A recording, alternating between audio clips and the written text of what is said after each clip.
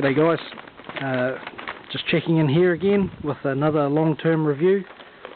I've got my 2007 wr250f and just some other changes that I've done to it lately.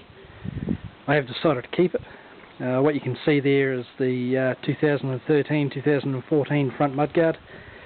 Now that had a couple of holes to be drilled in it to make it fit, but it looks alright. And as you've seen in our other tests, still got the front oversized disc, it's still going strong, and we do have the stainless front brake hose now. It's still not as strong as a KTM, as has been pointed out, but it still has very good feel. So yes, it is a good thing to do, and something that that is worth the money. Now, jumping back up here, the hydraulic clutch, that's still going strong. Just have to keep an eye on it, as I pointed out in the last review. It's self-adjusting, so you don't really know when the clutch is going to go. And we found that out in hour 4 of a 6-hour race. So, like I say, if you've got any, or before any big event, if you think that your clutch is a wee bit dodgy, whip it out and measure it up and see what you've got.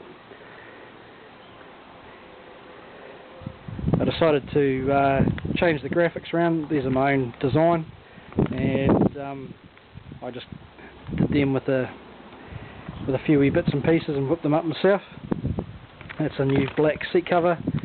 Again, the other one I put on didn't wear anywhere near as good as the old one, so I whipped it out. What I have replaced since, I had the titanium foot pegs off a wr250. Well, I've gone to, they were starting to get a wee bit dull and a wee bit worn over, so I've gone to these steel foot pegs. They're actually 5 mils lower than standard. Now, 5 mils doesn't seem like a lot, but it has actually helped me a wee bit. My knees don't get as sore, and it seems to be a bit more comfortable standing position. So all in all, that's been a really good thing. We've got the hide swing arm covers.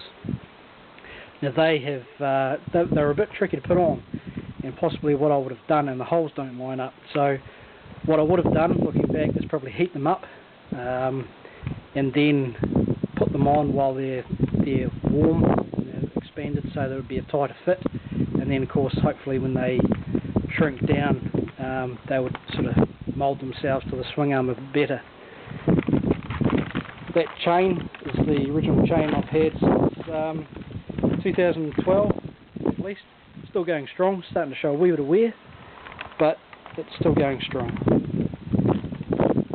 Now, a lot of my, excuse me, I'll just turn this around so we get the sun.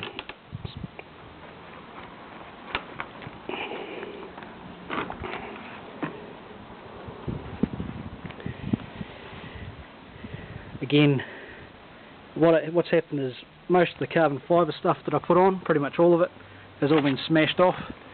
So I'm not really much of a fan of that. The original stuff just stays on and keeps doing its job.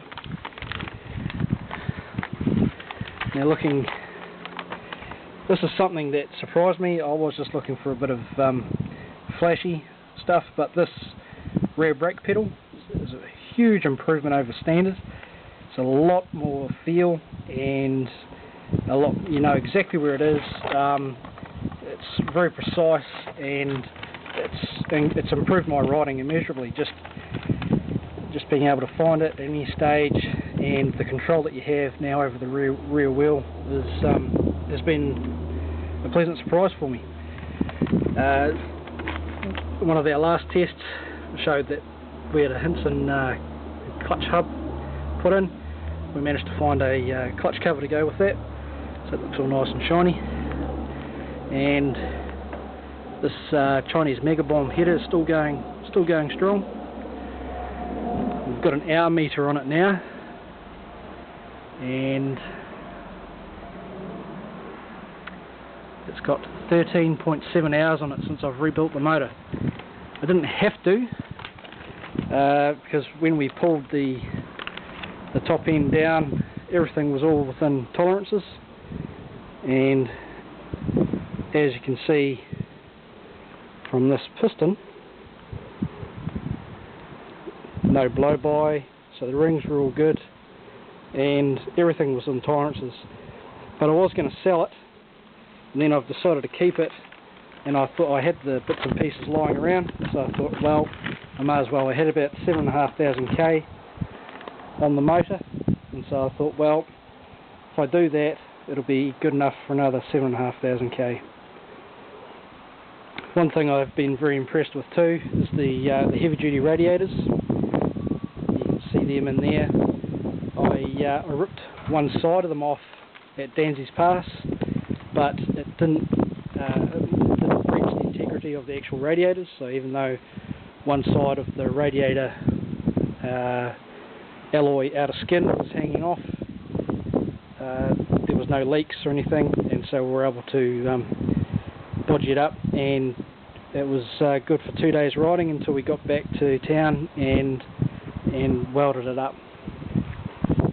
One thing I have done too is with the muffler. It's a stock muffler, but we've done the Thumpertalks, thumpertalk.com